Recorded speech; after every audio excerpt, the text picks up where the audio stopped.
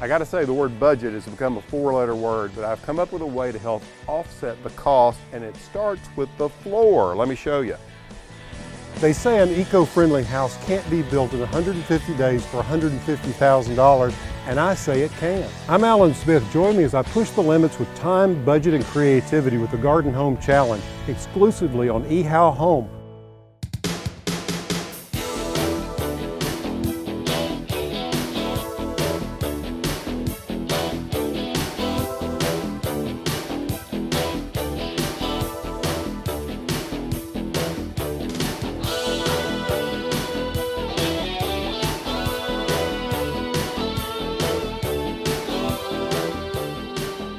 I've just taken a little tour here, and all of the rooms are now clearly defined. And they're clearly defined by these 2x4s, which are made of fir. And the reason we use fir 2x4s is I want really straight walls, and fir is a really quality wood for that sort of thing.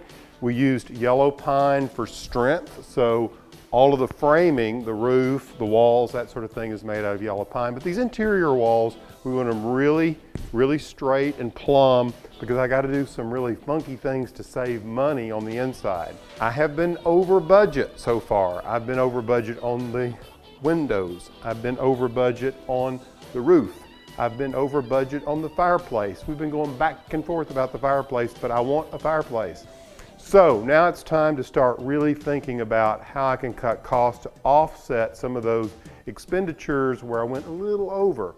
But hey, you're gonna love the changes, and I think you're gonna support me saying, yes, I think we need to do these things, even though Paige and David and others wanted to go a different route.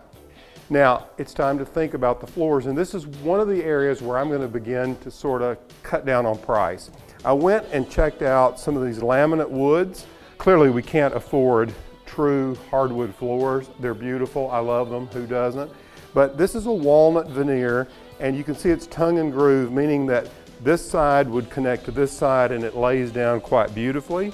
But the laminate part of it is, if you look closely here, this is actually a composite, so it's made of resin and probably some kind of sawdust, but there's a tiny little thin veneer there, which is like less than 1/8 of an inch, maybe a 1/16 of an inch of true wood. This stuff, just to buy it, I believe this was like $7 a square foot. Now we're talking about a 1,650 square foot house. So do the math, we're talking over 10 grand, because I gotta pay for the labor to put it in. So I have found some pine that is tongue and groove. It's kiln dried, meaning that it's gonna be really straight. You can buy number ones and you can buy number twos. Number ones don't have any knot holes in it. The point is, I'm gonna do the whole floor in raw pine, okay? And then we're gonna paint it. We're gonna use a no VOC floor paint, and we're gonna paint the floors. And I've saved so much money. So by going with the pine is gonna be, I can buy the pine raw, not down, for about 91 cents a square foot, okay?